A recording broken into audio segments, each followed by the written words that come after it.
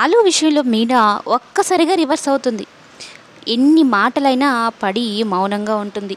నా భర్త కోసమే కదా నేను ఆ రోజు నిజం దాచాను. కానీ ఈయనేంటి అర్థం చేసుకోకుండా నా మీద ఆవేశంతో, కోపంతో నా మీద చేయి చేసుకోవడానికి వచ్చాడు అని. ఇక కన్న తల్లి ముందే కన్న కూతురిని కొట్టబోతూ ఉంటే ఏ తల్లైనా ఎలా తట్టుకోగలదు? బాలుని చాలా గొప్పగా ఊహించుకొని బాలుకి అంత రెస్పెక్ట్ ఇచ్చిన పార్వతమ్మ కూడా ఒక్కసారిగా ఆశ్చర్యపోతుంది బాలు మాటలకు. అయితే ప్రభావతి మీనా మాటలకు ఆశ్చర్యపోతుంది. ఇదేంటి మీనా ఇలా రివర్స్ అవుతుంది అని. అసలు మమ్మల్ని ఎన్ని మాటలు అన్నావు? మీ పుట్టింటి నుంచి ఏమన్నా ఆస్తి తీసుకొని వచ్చావా? లేకుంటే మీ నాన్న ఏమన్నా కారు కొనిచ్చాడా? పెద్ద దరిద్రపు సంబంధం తీసుకొచ్చి మా నాన్న నాకు అంటగట్టాడన్నట్టు బాలు మాట్లాడిన మాటలకు రివర్స్ కౌంటర్ బాగానే ఇస్తుంది మీనా.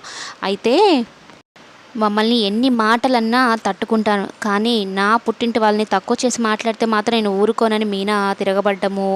అలాగే మీ అమ్మతో పాటు నువ్వు కూడా వంతుగా పాడి మమ్మల్ని దరిద్రులు అంటున్నావు కదా! ఇలా అవ్వడానికి కారణం ఎవరు? మీ నాన్న కాదా? మా నాన్న చనిపోవడానికి కారణం ఎవరు? అంటూ మీనా ప్రభావతిని బాలుని ఉద్దేశించి మాట్లాడేసరికి బాలు చాలా కోపంతో అసలు ఈ ఇంటికే రాబుద్ది కావాలనిపించడం లేదు, నాకు రావాలనిపించడం లేదు, నేను ఇంట్లోంచి వెళ్ళిపోతున్నానని కోపంగా వెళ్ళిపోతాడు. ఇక పార్వతమ్మ ఏమో ఏడుస్తూ ఉంటే, లేదు చెల్లమ్మ ఏదో ఆవేశంలో అన్నాడు, వాడి గురించి నీకు తెలియంది కాదు కదా, సర్దుకుంటాయిలే, నువ్వేం దిగులు పడుకో అంటే, నా కళ్ళ ముందరే ఇంత జరిగినప్పుడు నేను ఎలా తట్టుకొని ఉండేనన్నయ్య, నా కూతురికి ఏమైపోతుంది ఏమో